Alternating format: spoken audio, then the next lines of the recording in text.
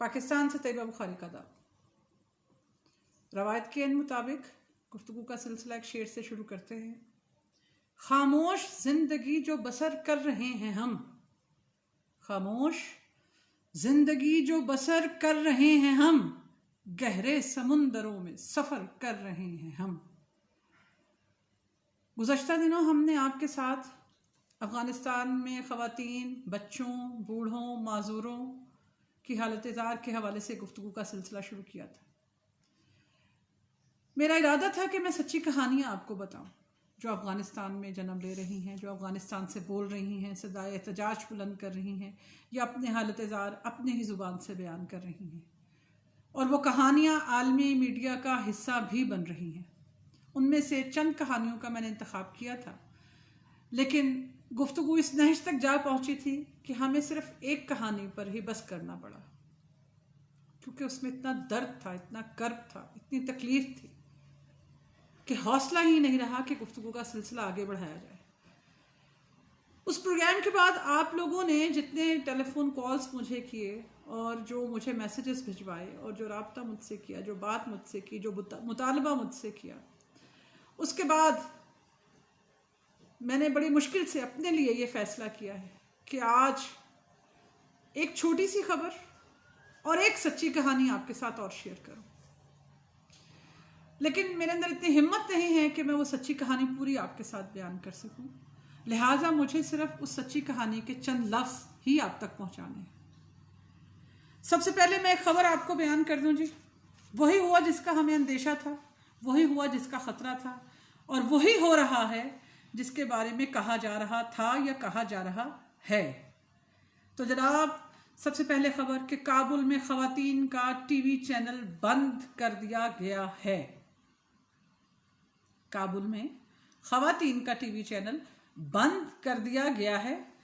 Channel की जो आखिरी असाइनमेंट करने वाली खातून रिपोर्टर हैं, उनका नाम है ज़हरा साहिबा ने जिस तरह अपनी आखिरी असाइनमेंट मुकम्मल की है, मेरी दुआ है, हर हसास दिल की ये दुआ होनी चाहिए और हर जर्नलिस्ट की ये दुआ होनी चाहिए और हम सब की ये दुआ है कि खुदाया कभी किसी पे ऐसा वक्त ना आए कि वो अपने चलते फिरते खिदमत को, अपने चलते फिरते काम को या अपने फ़राइज़ की अदायगी को जितनी तनदही, मेहनत से और दयानतदारी से अदा कर रहे हैं, उनको ज़ोर, ज़बरदस्ती, जबर, जुल्म और इंतहा पसंदी की नज़र होना पड़े।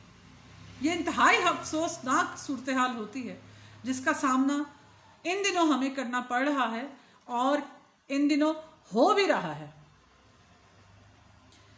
चैनल के लिए आखिरी असाइनमेंट कवर करने वाली खातून रिपोर्टर की जो वीडियो रिलीज हुई है सोशल मीडिया पे, अगर मैं आपको उसकी तफसील बताऊं तो पूरे 1 घंटे का प्रोग्राम तरतीब दिया जा सकता है, लेकिन मुझे उस सोशल मीडिया पे रिलीज होने वाली वीडियो के सिर्फ चंद आपसे मंजर जो हैं वो आपसे डिस्कस करना है, आपके इल्म में लेके आना है और आपको मालूम हो सके, आप तह तक पहुंच सके कि हालात क्या मंजर कशी कर रहे हैं अफगानिस्तान में।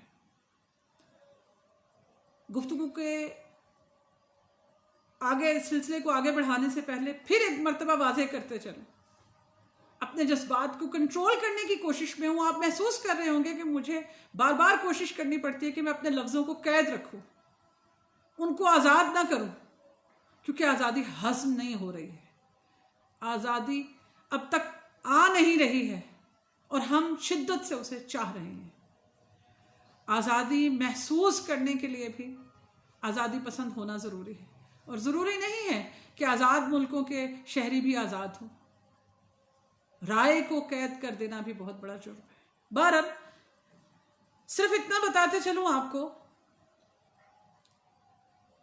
वो बात फिर वहीं आके ठहरी कि हम किसी तबके के खिलाफ नहीं हैं, किसी की हुकूमत के खिलाफ नहीं है, किसी मुल्क के अंदरूनी मामलात में मुदाखलत नहीं करें, ना हम करना चाहते हैं, ना हम चाहते हैं कि कोई और ताकतें अफ़गानिस्तान में आए, ना हम चाहते हैं कि अफ़गानिस्तान किसी और के में जो हुक्मरान आए हैं वो और ताकतों के पास चले जाएं, ना हम ये चाहते हैं कि कोई वहाँ पे मजलूम निहत्ते अवाम के साथ ताकत का मुजाहरा करे।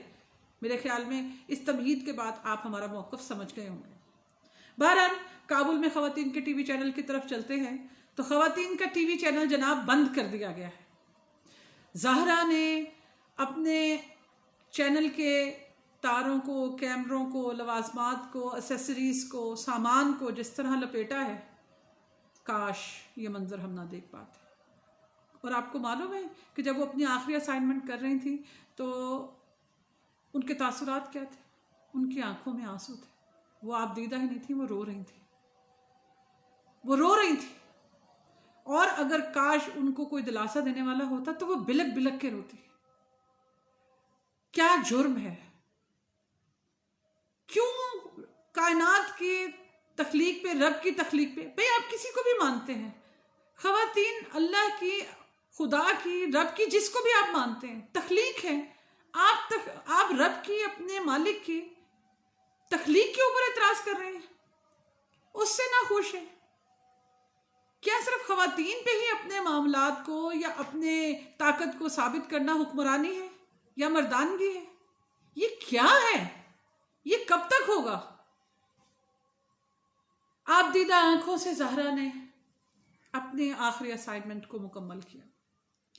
सहाफ़त में उन्होंने 10 साल का तवील अरसा गुजारा सहाफ़त में। ज़हरा को मालूम है, मुझे सिर्फ उनके 2 जुमले आपको बताने। ज़हरा ने जो चंद जुमले बयान किए अपने आखिरी असाइनमेंट मुकम्मल करते हुए, वो क्या थे?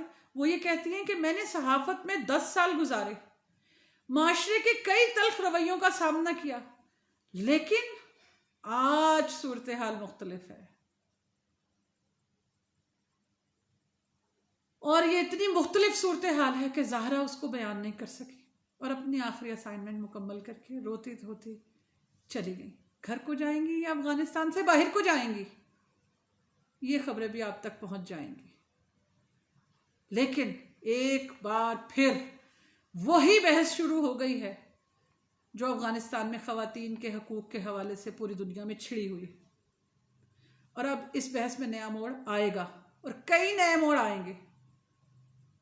हम नहीं चाहते ये मोड़ आए। तेज़ी से आगे बढ़ते हैं गुफ्तगू का सिलसिला। ये तो हमने एक टीवी चैनल को बंद कर दिया, ठीक है जी, लेकिन इन आवाज़ों को कैसे बंद किया जाएगा? अब एक और सच्ची कहानी और एक अफगान बेटी का दुखड़ा आपको सुनाना है मुझे। अब आप खुद महसूस कीजिएगा इस खत में वो क्या कहना चाहती हैं। मेरे तासुरात शामिल नहीं हैं, मेरा नजरिया शामिल नहीं है, मेरा भाषण शामिल नहीं है। एक बरतानवी मीडिया से अफगान खातून ने गुफ्तगू की है और उन्होंने अपना नाम जाहिर ना करने की शर्त पर बताया है, अब गजनी में भी कोई औरत घर के मर्द के बगैर बाहर नहीं जा सकती।